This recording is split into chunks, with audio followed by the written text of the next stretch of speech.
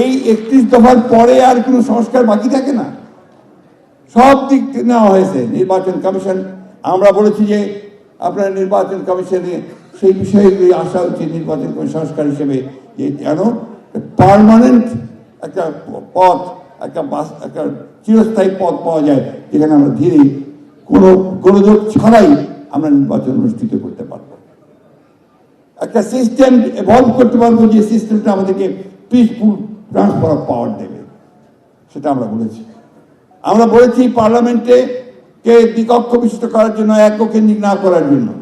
আমরা বলেছি প্রেসিডেন্ট এবং প্রধানমন্ত্রীর যে ক্ষমতা, তাকে আপনার ভারসাম্য করে রাখতে হবে।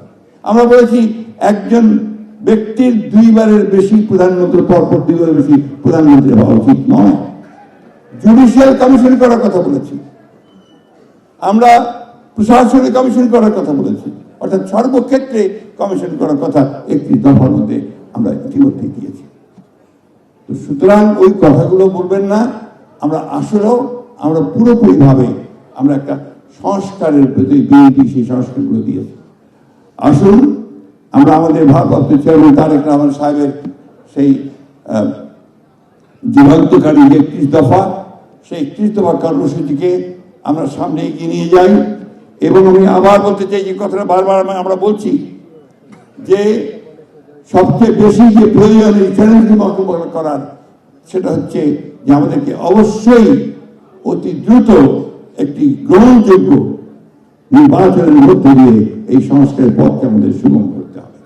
সেটাই হবে একমাত্র যোগ্য কাজ, সেটাই হবে এই মুহূর্তে সবচেয়ে বড় প্রয়োজনীয় দাবি।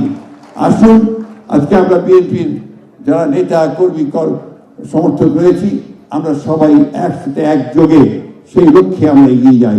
এবং একটি কথা মনে রাখতে হবে সকলকে, যে কথাটা আমাদের ভারপ্রাপ্ত চেয়ারম্যান সে বারবার বলছেন, যে আপনাদের আচার আচরণ ব্যবহারের উপর নির্ভর করবে যে সামনের দিনে জনগণের ভালোবাসা আপনারা পাবেন কি পাবেন না, আমরা পাবো কি পাবো না। সেই দিকেই সেইভাবে চিন্তা করে আমরা যেন এগিয়ে যাই।